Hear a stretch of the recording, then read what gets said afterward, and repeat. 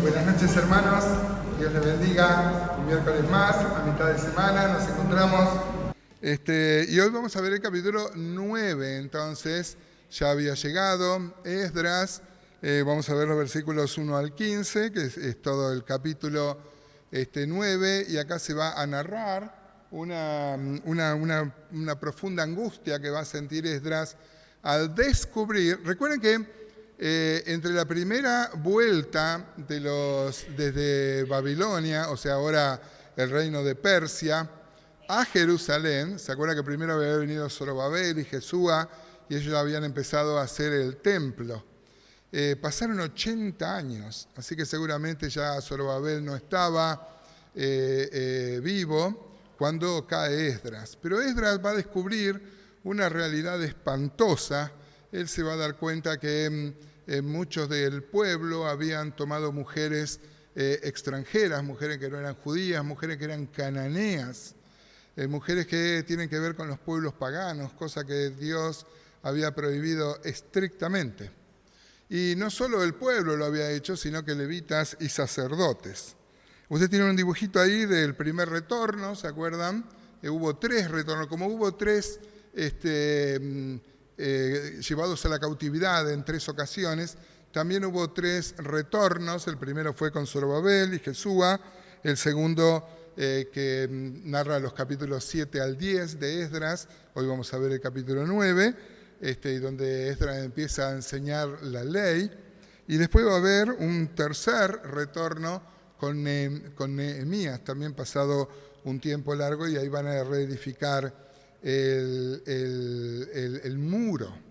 Este muro es muy importante porque también tiene toda una connotación escatológica, porque la profecía de Daniel 9, del versículo 27 en adelante, habla de esta tercera vuelta que va a ser el pueblo al mando de Nehemías. Pero no nos apresuremos, ya lo vamos a ver cuando veamos Nehemías, o como está en algunas Biblias, segunda Esdras, ¿no? Bueno, tienen un gráfico también, yo después les voy a mandar estos apuntes. Ahí tienen cuándo fue el primer retorno con Zorobabel, fue en el año 538 antes de Cristo, y el segundo fue en el 458 con Esdras, o sea que pasaron 80 años. Seguramente Zorobabel estaba muerto, yo investigué y nadie lo afirma, pero seguramente ya había fallecido Zorobabel. Esto nos habla de la importancia de un liderazgo, ¿no?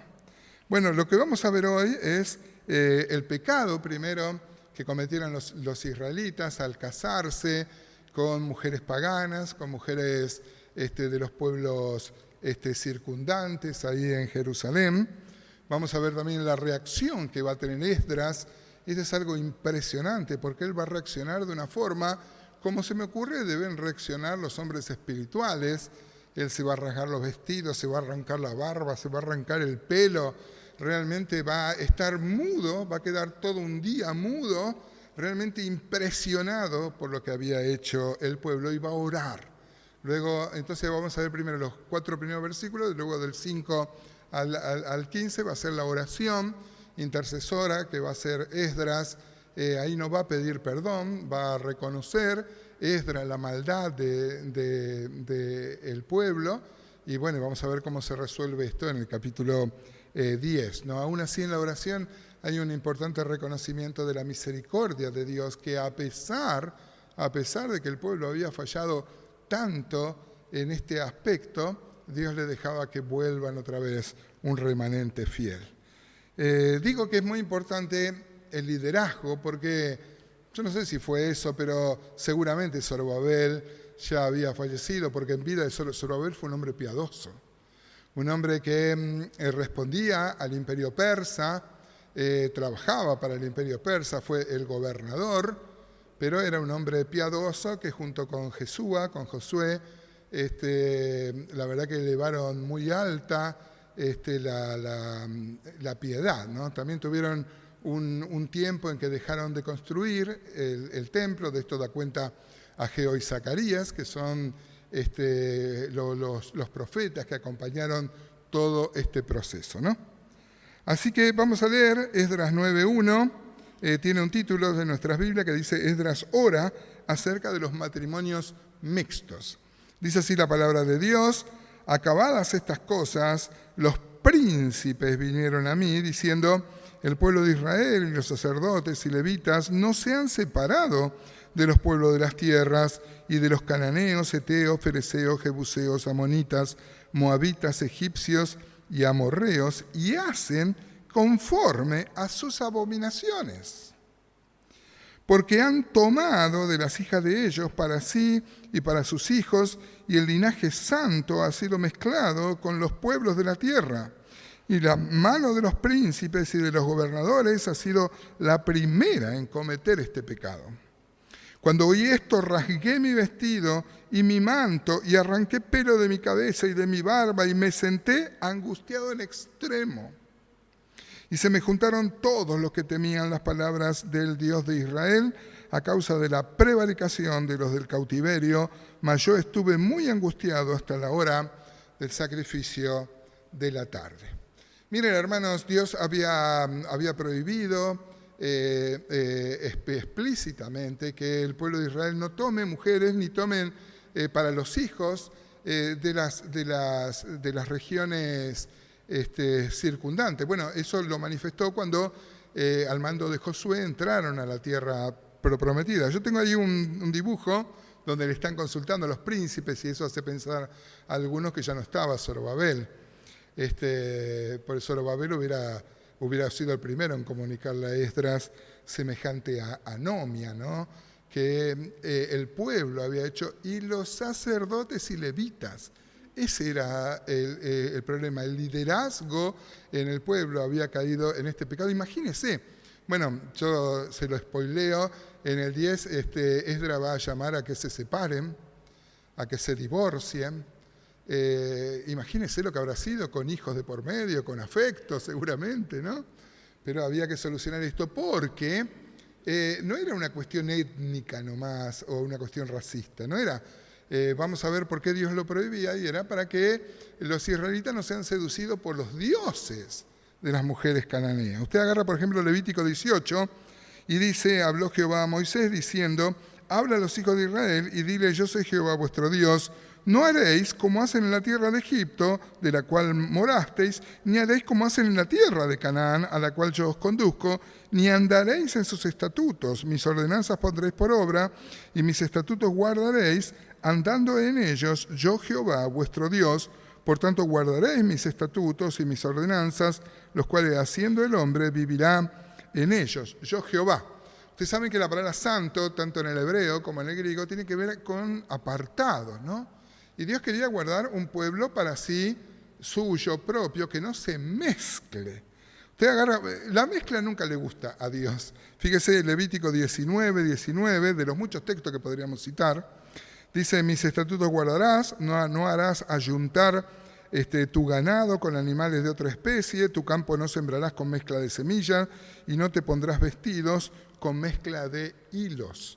Está terminante prohibido, por ejemplo, mezclar el lino con la lana, en el mismo campo, mezclar diferentes semillas. Una vez nos explicó Rubén, recuerdo, que esto tenía que ver con que las semillas tomaban diferentes nutrientes de la tierra y si eran diferentes, ¿no? Pero fundamentalmente Dios estaba poniendo específicamente que no debía haber mezcla. Ustedes tienen ahí un dibujito, claro, los que mezclas te destruye.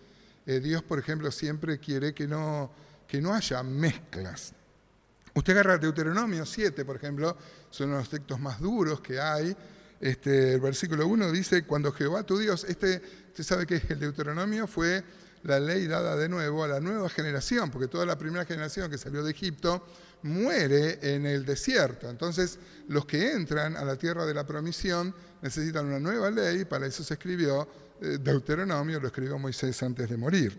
Dice: cuando Jehová tu Dios te haya introducido en la tierra de la cual entrarás para tomarla, y haya echado de delante de ti a muchas naciones, al Eteo, al Gergeseo, al Amorreo, al Cananeo, al Fereceo, al Heveo y al Jebuseo, 7 naciones mayores y más poderosas que tú, y Jehová tu Dios las haya entregado delante de ti, y las hayas derrotado y las destruirás del todo, no harás con ellas alianza, ni tendrás de ellos misericordia.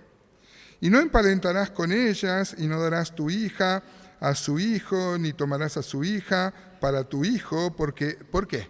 Porque somos racistas, porque, y lo dice claramente, ¿por qué? Miren el versículo 4, porque desviará a tu hijo de en pos de mí, y servirán a dioses ajenos, y el furor de Jehová se encenderá sobre vosotros, y te destruirá pronto.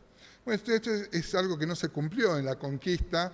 Ustedes saben que no solo con los gabaonitas hicieron alianza, los de Judá, por ejemplo, dice claramente el capítulo 14, 63, creo, de Josué, que no sacaron a todos, hicieron alianzas. También la tribu de Efraín y la media tribu de Manasés también vinieron a José y le pidieron más tierras, y dice, no, pero si las tierras se lo han dado, te tienen que ir y conquistarla. Y hicieron alianzas también, ¿no? Ahora, yo quiero hacer un paréntesis en esto, hermano, hay que decirlo, huelga decirlo, que esto no tiene nada que ver con Gaza. Hay algunos, usted sabe que el sionismo está haciendo unas matanzas indiscriminadas en Gaza, yo tengo varias fotos ahí, no sé si usted sabe, está al tanto, pero ante la vista de todo el mundo hay una matanza terrible sobre civiles y hay un aislamiento, hay mucha gente que muere de hambre. Ayer tuvimos nuestra reunión habitual que tenemos semanal por Turquía y se presentaron ahí en Gaza.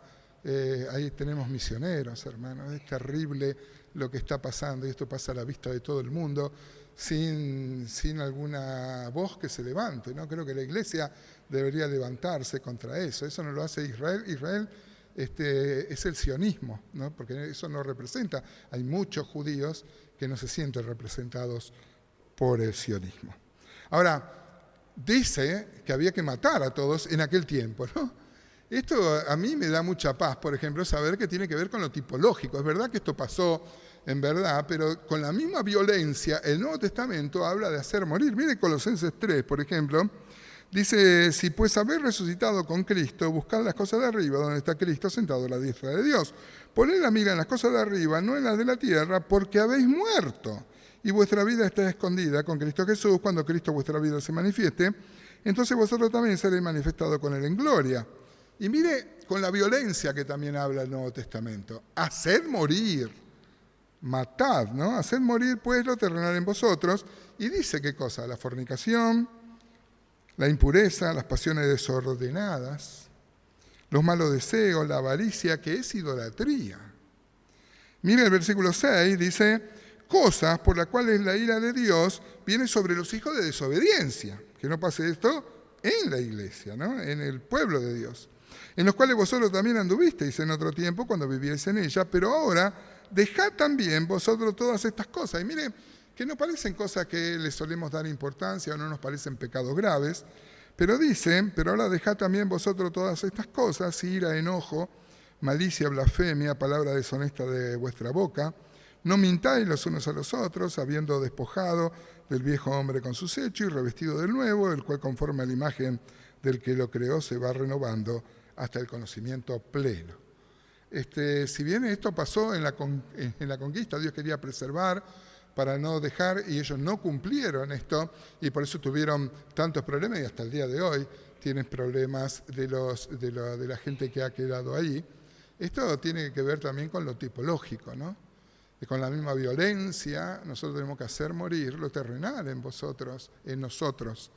O sea que conocer a Cristo no es solo una decisión de un momento, sino uno inicia un proceso que tiene que ver con la santificación de la vida, con dejar los hábitos, las cosas que teníamos en la antigua vida. Usted tiene un dibujito ahí de Esdras enseñando la ley, y esto es una curiosidad. Habíamos leído en Deuteronomio 7 que decía que había que matar a todos los cananeos cuando entraran en el tiempo de Josué, ¿no? Pero esto era igual, eran las regiones que circundaban ahí a Jerusalén. Pero usted agarra Deuteronomio 20 y es como que Dios mismo le da otra opción.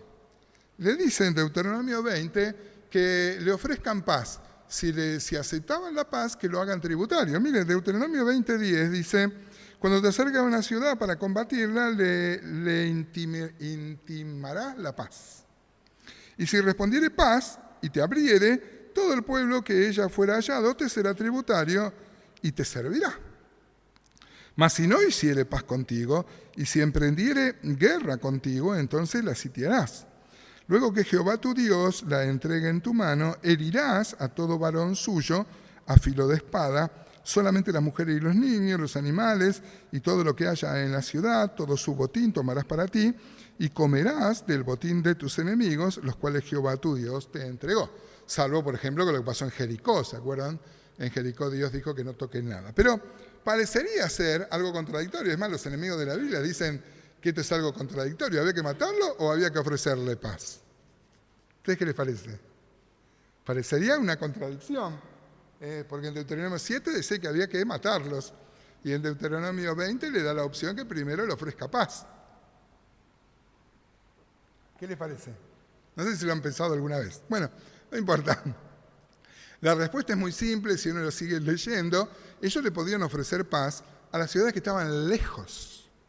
Pues las ciudades que estaban en la tierra de Canaán debían sacarlos a todos. Dice, por ejemplo, Deuteronomio 20:15, mira qué interesante, dice, así harás, o sea, el tema de ofrecer la paz, a todas las ciudades que están muy lejos de ti, que no sean de las ciudades de estas naciones cananeas, pero de las ciudades de estos pueblos que Jehová tu Dios te da por heredad, ninguna persona dejarás con vida, sino que la destruirás completamente, al eteo, al amorreo, al cananeo, al fereceo, al heveo y al jebuseo, como Jehová tu Dios te ha mandado, para que no os enseñen, otra vez remarca Dios, ¿por qué esto?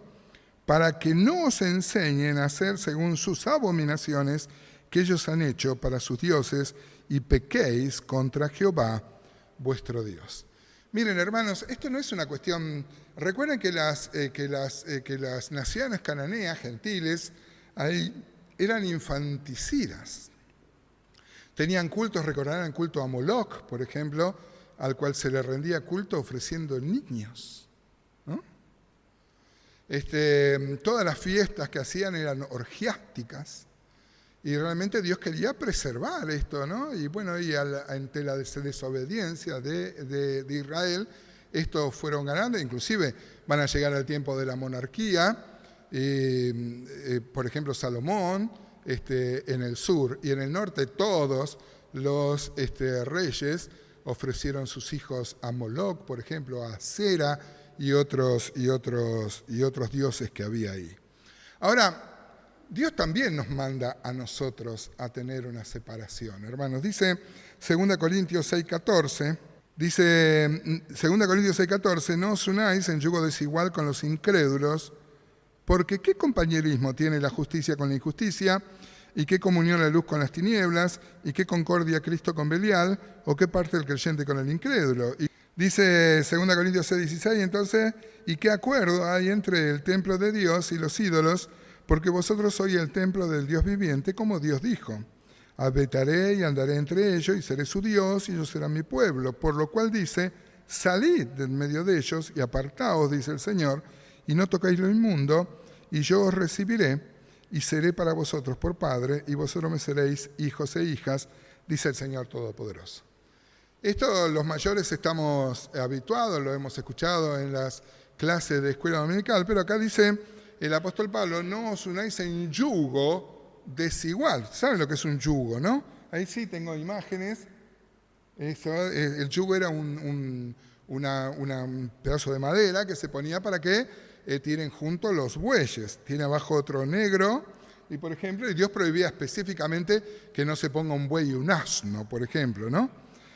Tampoco se podían poner dos que tiren diferentes. Si uno era un buey más brioso que otro, lastimaba con el yugo al otro. Entonces el apóstol Pablo está diciendo que no os unáis en yugo desigual con los incrédulos, porque ¿qué comunión hay? Cristo con Belial, ¿no? Y esto nos debe llevar a la reflexión, hermanos, no solo del matrimonio. Primero, para los jóvenes que buscan pareja, el noviazgo no es un método evangelístico, hermano, no es para traerlo para que venga al Señor. El cristianismo tiene el matrimonio endogámico, hermano. O sea, uno tiene que buscar dentro del pueblo de Dios. Claro que sí. Amén. Pero también se refiere a otras cosas, ¿no? No os unáis en yugo desigual con los incrédulos. Podemos aplicarlo a una sociedad, por ejemplo, una sociedad comercial. Van a tener diferentes valores, ¿no? Uno se mete en inconvenientes si no respeta esto. Ahora bien, también hay otra imagen ahí, porque yo he visto que también este tema ha sido fuente para que los cristianos se atrincheren y se alejen de la gente, ¿no? Entonces tenemos una balanza, hermano. Por un lado, tenemos que ganar a las personas, tenemos que tener amigos inconversos para predicarles el Evangelio, pero no debe ser que ellos, como le dijo Dios a Jeremías, ¿no? Que se conviertan ellos a ti y no tú a ellos. Si vos estás arriba de una silla, siempre es más fácil que el que está abajo te haga bajar que vos lo hagas subir, ¿no? Pero ni muy, ni tan, ¿no? Porque, por ejemplo, ustedes tienen ahí, no sé si se acuerdan de Simón el Estilista. ¿Se acuerdan de Simón el Estilista? Vivió en el siglo V, estuvo como 40 años viviendo en un estilo, en una columna. Una columna donde no se podía ni siquiera acostar.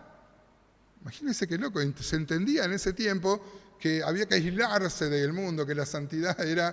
Y la gente lo tenía como un hombre santo, y no solo él, había un montón. Otros se metían en cuevas, ¿no es cierto? O ahí nace también inspirado por las religiones zoroastristas, nace el maniqueísmo, que también tiene que ver con esto de aislarse. Se formaron conventos, por ejemplo, ahí en el siglo V. Pero imagínense este hombre, era un considerado santo. Imagínense, hacía su necesidad alrededor de la columna y comía si sus discípulos venían y le traían algo. Cuentan los contemporáneos que le traían motivo de oración, como nosotros traemos, y le traían alguna comida y le tiraban ahí para que no se muera, imagínense. Aunque hacía ayunos muy prolongados. Simón, ¿tengo otra imagen? Bueno. O sea, hermano, ni anacoretas, esos que se metían en las cuevas, ni mundanos. Seamos sobrios, hermanos. Dice claramente 1 Juan 2:15, ¿se acuerdan? No améis al mundo, ni las cosas que están en el mundo. Y tenemos otro dibujito de no amar al mundo, ¿no? Bien, o sea, el tema de la balanza me parece que podemos reflexionar, ¿no? Ni aislarlos. Tenemos que ganar. ¿Cómo vamos a ganar a la gente del mundo si no nos relacionamos? Usted sabe que nuestro movimiento, el movimiento que fundó John Nelson Darby, tuvo una decisión importante con gente que entendió que no había que juntarse con nadie. Así que, bueno, vamos a seguir leyendo Esdras 9.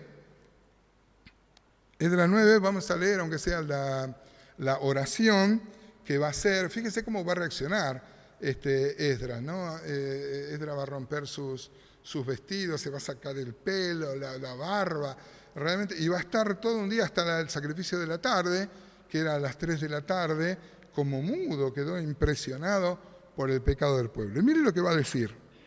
Dice versículo 5 de Esdras 9, dice: y a la hora del sacrificio de la tarde me levanté de mi aflicción y habiendo rasgado mi vestido y mi manto, me postré de rodillas y extendí mis manos a Jehová mi Dios.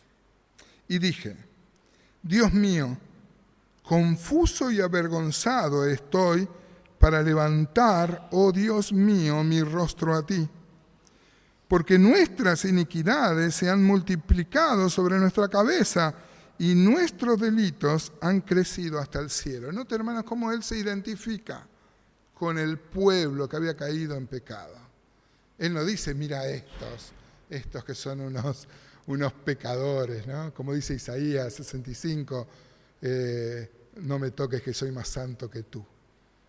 Este es un verdadero líder. Alguien que sintió con dolor el pecado del pueblo, pero ora y se siente parte del pueblo. Hemos pecado, pidiendo a Dios misericordia, ¿no?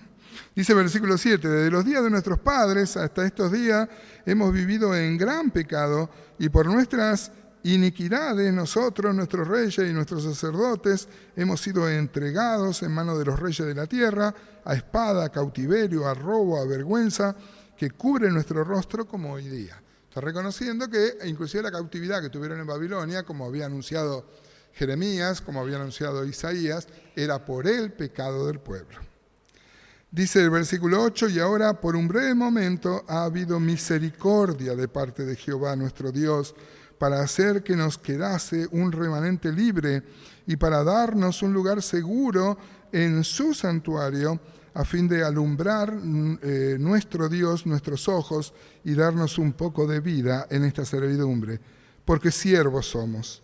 Mas en nuestra servidumbre no nos ha desamparado nuestro Dios, sino que inclinó sobre nosotros su misericordia delante de los reyes de Persia, para que nos diese vida para levantar la casa de nuestro Dios y restaurar sus ruinas y darnos protección en Judá y en Jerusalén.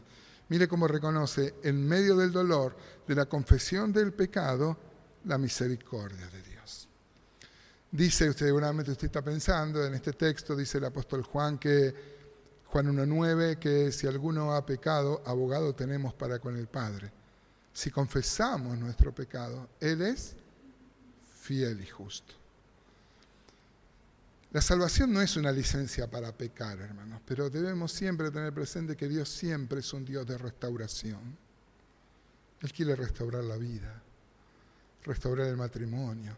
Siempre Dios es un Dios de restauración. Miren, tengo una imagen ahí de Esdras rasgando sus vestidos.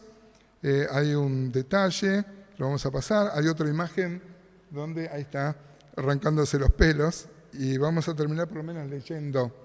Dice Esdras 9:10, pero ahora, ¿qué diremos, oh Dios nuestro, después de esto?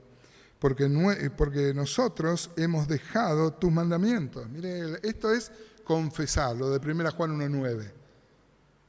Porque nosotros somos muy suaves con nuestro pecado y muy duros con el pecado de los otros. Pero confesar es confesar esto. Fíjese que Esdras no había participado de esto. Pero él como sacerdote se identifica y pide a Dios, si bien no pide perdón, está reconociendo el pecado y reconociendo la misericordia. Dice, versículo 11, que prescribiste por medio de tus siervos, los profetas, diciendo la inmundicia de los pueblos de aquellas regiones por las abominaciones que le han llenado de uno a otro extremo con su inmundicia. Mire cómo reconoce la gravedad, hermano, de lo que había pasado. Hoy es algo que nos suena tan extraño, pero esto era tremendamente grave porque perdían la identidad y perdían la fe en el Dios de Israel. Dice el versículo 12, ahora pues no daréis vuestros hijos, él recuerda la palabra, Esdras, ni a sus hijos tomaréis para vuestros hijos, como habíamos leído en Deuteronomio 7, ni procuraréis jamás su paz ni su prosperidad, para que seáis fuertes y comáis el bien de la tierra y dejéis por heredad a vuestros hijos para siempre. Mas después de lo que nos ha sobrevenido a causa de nuestras malas obras, a causa de nuestro gran pecado, ya que tú, Dios nuestro, no nos has castigado de acuerdo con nuestras iniquidades y nos diste un remanente como este. Está reconociendo que los que volvieron eran muestra de la misericordia de Dios. Hemos de volver a infringir tus mandamientos y a emparentar con pueblos que cometen estas abominaciones. ¿No te indignarías contra nosotros hasta consumirnos sin que quedara remanente ni quien escape? Oh Jehová, Dios de Israel, tú eres justo. Puesto que hemos quedado un remanente que ha escapado, como en este día, henos aquí delante de ti en nuestros delitos, porque es posible estar en tu presencia a causa de esto. No es posible estar en tu presencia. Mire, esto hace un hombre espiritual. Reconoce que su pecado es grave, se identifica con el pueblo y reconoce la misericordia de Dios. Me imagino semejante oración. Habrá alguno que habrá argumentado, alguno habrá querido, habrá emociones con estas mujeres gentiles. Pero después usted va a ver en el capítulo 10 que los que temían a Dios vinieron y reconocieron lo que Esdras había dicho. Esto suena tan fuera de tiempo, tan anacrónico, ¿no? Sin embargo, Esdras priorizó, antes que la popularidad, antes que ganarse a la gente, priorizó la enseñanza de la palabra. Ojalá, hermanos, podamos reflexionar en esto y que vivir en santidad, apartados del mal. Hay un texto más que no lo voy a leer, pero el apóstol Pablo habla de una tristeza que es según Dios, la tristeza que provoca el arrepentimiento. Ojalá podamos analizar nuestra vida, encontrar los pecados, pedir perdón y saber que la sangre de Cristo sigue siendo efectiva para limpiarnos de toda maldad.